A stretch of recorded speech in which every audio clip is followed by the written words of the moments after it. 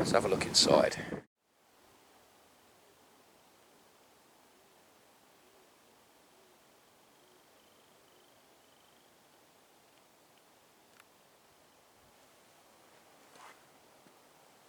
What a large structure, look. There is a lot of space in here. Got a central hearth, fire pit. And then just over at the back here, and this is all exactly to what was found at Puddle Hill. There's a little clay oven set into the ground.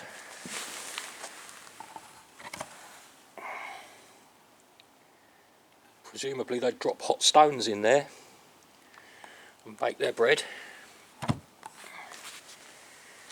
We've got a loom.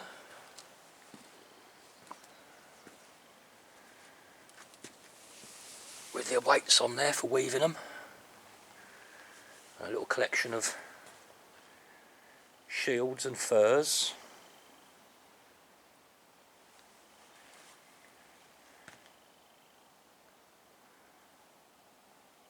Some seats around the edge. Isn't it amazing to think that anybody really could just go and wander around in a forest and get some sticks and then go down to the muddy riverbank and start filling their pockets with clay and then start collecting all their sheep shit and their straw, mixing it all together, building this. Incredible.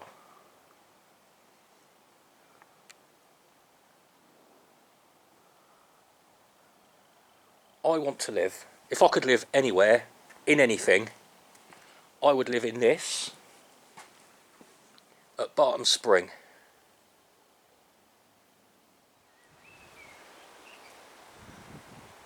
I'd say the major drawback with one of these is probably the risk of fire, isn't it? On the thatched roof, but then it's not just Iron Age roundhouses, even until, what, 150, 200 years ago, and even into this day people are using thatched roofs. I suppose you just have to be a bit careful. Sadly, the part of Puddle Hill where that was excavated doesn't even exist anymore. It's all been quarried away. But it reminds me of the. Do you remember when we were at Houghton Pit, Puddle Hill? I mentioned the story of the headless Iron Age chieftain, his ghost that was seen up on top of the ridge there at the top of the hill. Maybe that's where he came from. Maybe that's where he lived. Right, we passed this little barn on the way in. Old wooden thatched affair. Let's see what we're dealing with. This is Arbor Field Barn. Dates from about 1500. And it's actually from Berkshire. I suppose technically that is the Chilterns. But it's quite a long, yes, right off down towards, you know, pretty far south from my bit of the Chilterns. But that's a nice old building. Look, they reckon this would have been either used to store grain or to house livestock.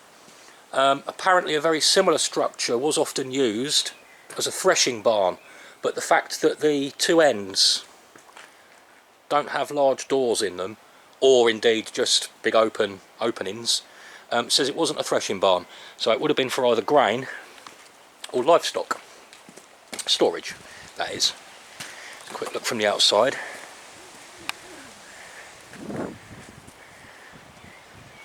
There we go. There's Arbor Field Barn. Very, very old building. Now there's something down here too. Now this is just marked on the map as a bodging area. I'm guessing that little, not far off a roundhouse actually by the looks of it, that little sort of lean-to shelter that's been built isn't a historical building, it's just something that they've made. But it's called the bodging area, and you can see here they've got a pole lathe. I'd love to build one of those one day, they're not that difficult to be honest. They've got a pole lathe there, they've got a grinding stone here with a bucket of water and a foot treadle on it. Various saw horses and whatnot. Looks like a little project area. Nice example there of an old traditional hurdle. People used to make thousands and thousands of these every year. They were in high demand. Now I've also noticed over here there's a saw pit, or a recreation of a traditional saw pit. And there's an interesting little sign, a little interesting fact about a commonly used phrase. I love these little origins of phrases things. Can't actually get right in there, but let me see if I can just, there you go. So you'd have one guy standing at the bottom, one guy standing at the top with a big long saw going up and down, basically for cutting huge pieces of wood in half lengthways. Now it explains here that Sawyer became a popular surname, whilst the top dog and the underdog are still used to describe one's place in an activity, which comes from the top dog and the underdog operating a saw. Oh, I love silly little things like that. Right, so I think left to see now. I don't think there's anything off in that way. To see now, it's all back on the way out. So what did we have over there? We had the vicarage, and we had the little pikey wagon and something else. Let's go and see.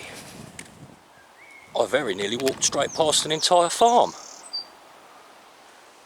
See what this one's all about. I see. So this isn't actually one complete farm which has come from one location. It's a collection of farm buildings, barns and sheds and whatnot from various places around the Chilterns. They've got quite a lot of old equipment. It's not just the buildings. They've got lots of interesting old equipment knocking around. Look. All of these ploughs. 1, 2, 3, 4, 5 different ploughs in there. What's this we got? More ploughs. Well, that sun's a bit much, isn't it? There you go. Oh, look at them scythes. I do like a good scythe. There's a collection of old horse carts over here.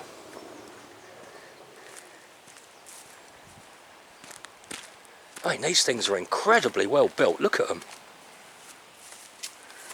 Just made out of wood and iron. Absolutely rock solid. I dread to think how expensive it would be to have something like that made for you these days. I mean, they were probably damn expensive at the time, but now, you know, they're not even made by people who really exist as a craft or a trade anymore, are they? You'd have a hard job finding somebody capable of making it for you.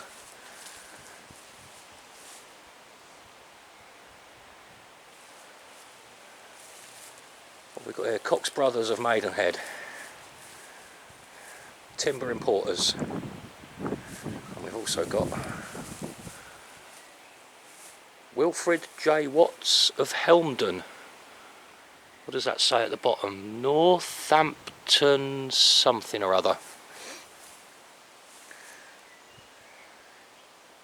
I saw a little pump. Where's that? There it is. There's a little pump.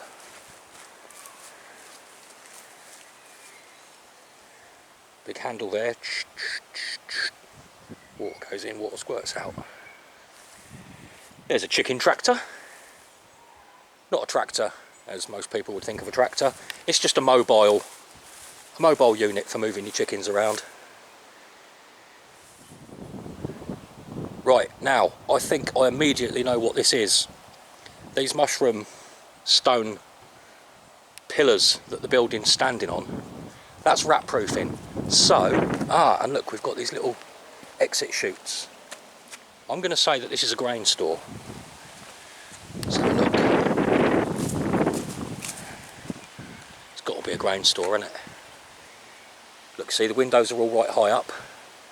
The whole thing is, although you're defeating the object of rat proofing it if you're going to stack it up with timber underneath, aren't you? Let's have a look where the entrance is. Ooh, old tractors. Oh, here we go. Here's the front door. Locked up. One very old grain store. Two very old tractors. What's this machinery we've got here?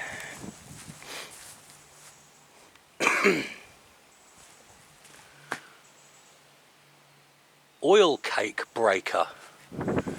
Can anybody tell me what an improved oil cake breaker might be? Big turny handle on the side, chompy teeth underneath. Oil cake? Answers on a postcard. This one's a dairy. It just never stops here, does it? The fun never ends. Right, oh, this looks interesting. Oh, this is actually, I should be in this bit. Right, here's our old dairy. Butter churns. Actually, it looks more like a buttery than a dairy, because it's all butter churns, isn't it?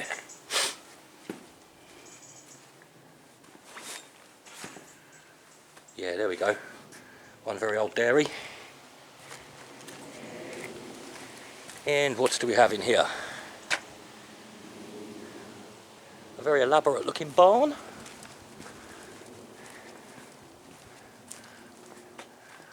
Oh, it's a stable.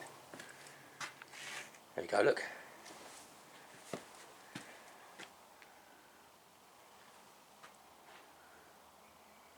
All your brasses and saddlery over here.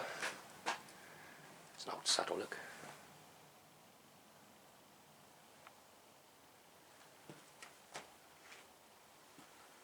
What are these called? Yokes, I think, aren't they?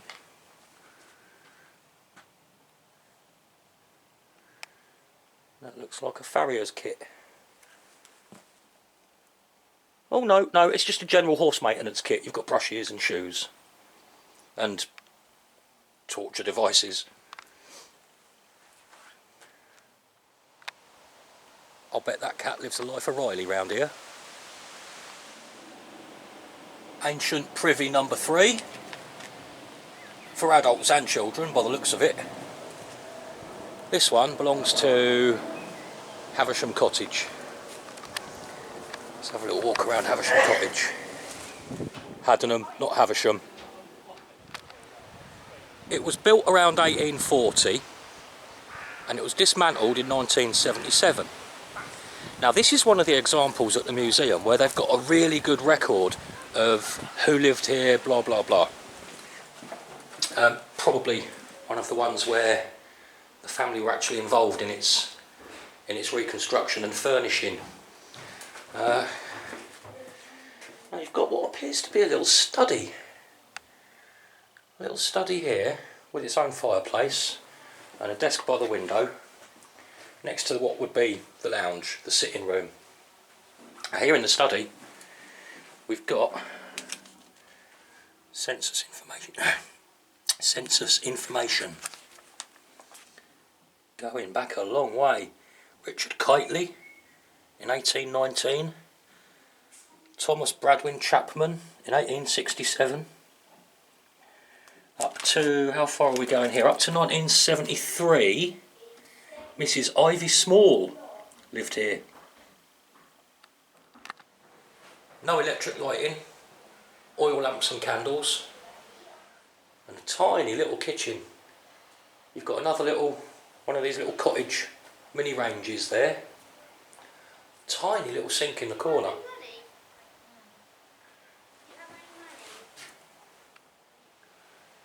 Candles for lighting again. There we go, candles all over the place. Shall we have a look upstairs? You can tell, can't you? I've been doing too much talking today. Oh, we've got 3 rooms upstairs. What do we have? Oh, nice. Bedroom with some very 1950s, 1960s looking furniture. And an old Polaroid look. Look at that hairdryer. They don't look like that anymore, do they? Little bunk bed for the kids. We had old wardrobes like this, you know, old family hand-me-downs. I wouldn't mind betting they dated from roughly the same time.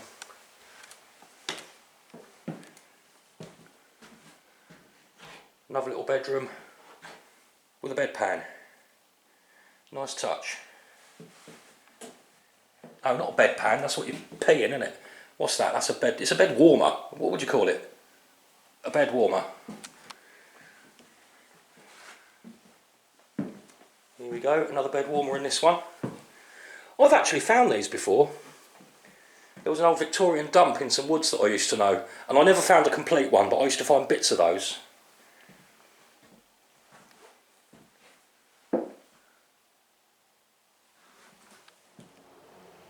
Yeah, very typical little 3 up, 3 down cottage.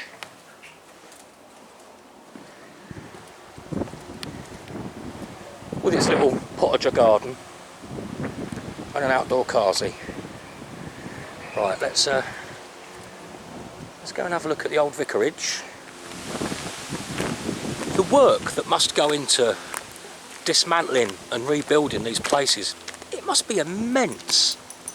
I mean, any single one of these would be an absolute nightmare, wouldn't it? To take it apart, ferry it all over and put it back together again. And as far as I'm aware, it's all done by volunteers. So I don't mind paying 10 quid for a ticket. That's fair enough for a place like this.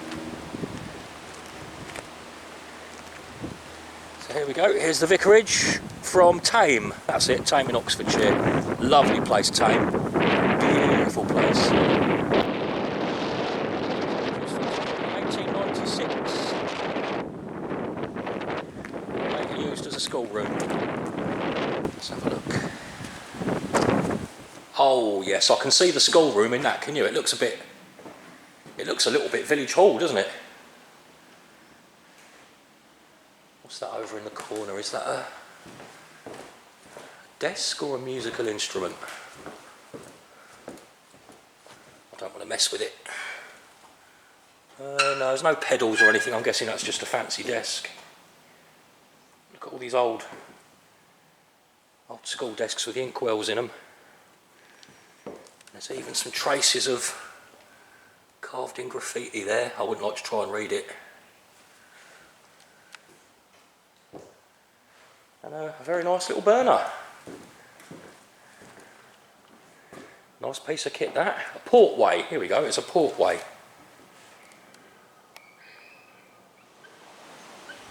No info on that one, don't know what to tell you. I think that's pretty much it, to be honest. But what an excellent place, eh? What a brilliant day out. That was a highlight. The prefab and the Nissan hut. That was all very exciting to see.